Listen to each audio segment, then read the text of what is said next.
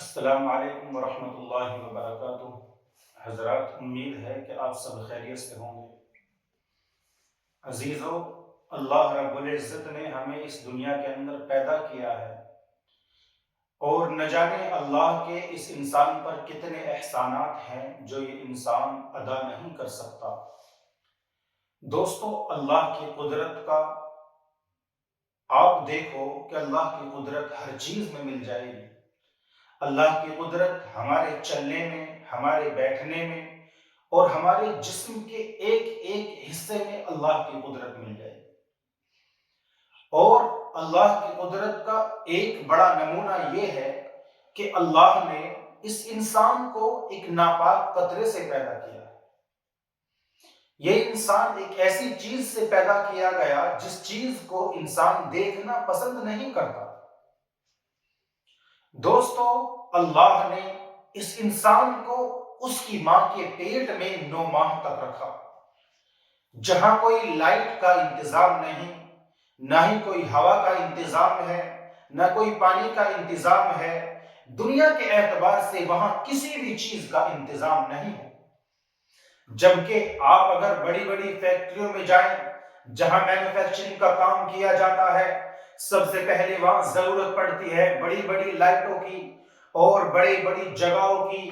اللہ نے انسان کو ماں کے پیٹ میں ایک تنگ جگہ میں رکھا 9 ماہ تک۔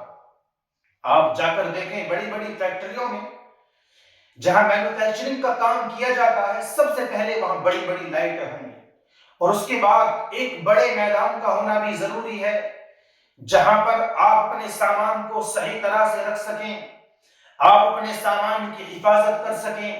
لیکن اللہ کا یہ ایک کارنامہ ہے، اللہ کی قدرت کا یہ ایک بڑا مجسمہ ہے کہ اللہ نے انسان کو ایک تنگ جگہ کے اندر 9 ماہ تک رکھا، جہاں کوئی لائٹ کا انتظام نہیں ہے۔ یقیناً دوستو، اللہ کی قدرت کا یہ ایک بڑا نمونہ ہے، اور انسان کو ایک ایسی چیز سے پیدا کر دیا جس چیز کو انسان دیکھنا پسند نہیں کرتا، اس کو سونگھنا پسند نہیں کرتا۔ اگر وہ کپڑوں پر لگ جائے تو انسان جلدی کرے گا کہ کس طرح سے یہ ناپاکی زائل ہو جائے اور میں پاک ہو جاؤں۔ لیکن اللہ کی قدرت کا بڑا نمونہ دیکھو کہ اللہ نے اتنا خوبصورت انسان بنا کر پیش کیا ایک ایسی چیز سے۔ تو دوستو، اللہ کی قدرت، اللہ رب العزت قرآن کریم میں ارشاد فرماتے ہیں، اسی لیے وَإِن تَعُدُّوا نِعْمَةَ اللَّهِ لَا تُحْصُوهَا، اگر تم لوگ اللہ کی نعمتوں کا شمار کرنا چاہو تو شمار نہیں کر سکتے۔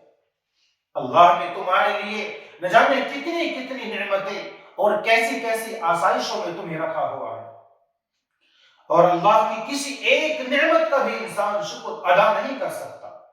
اپنے بدن کے اندر اور ہمارے بدن میں نہ جانے کتنی چیزیں ایسی ہیں کہ اگر ہم ایک چیز کا بھی، اللہ کی ایک چیز کا بھی جو اللہ نے ہمیں دی ہے، اس کا بھی اگر ہم احسان اتارنا چاہیں تو دوستو نہیں اتار سکتے۔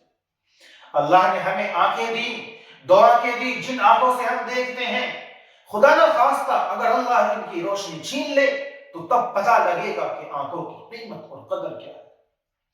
عزیزو، اس شخص سے جا کر پوچھو جس کو اللہ نے ہاتھ نہیں دیے کہ ہاتھوں کی قدر اور قیمت کیا ہے۔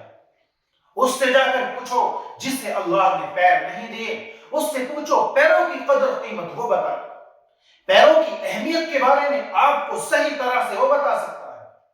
آپ اندازہ لگائیں، آپ سوچیں اور غور و فکر کریں، اگر اللہ ہم سے کسی چیز کو چھین لے جو ہمارے بدن میں ہے، جیسے ہاتھ سے ہم کام کرتے ہیں، پیروں سے ہم چلتے ہیں، آنکھوں سے ہم دیکھتے ہیں، زبان سے ہم بولتے ہیں، کانوں سے ہم سنتے ہیں، اگر اللہ رب العزت ان میں سے کسی ایک چیز کے بھی کام کرنے کی صلاحیت کو چھین لے تو بتائیں ہمارا کیا حال ہوگا۔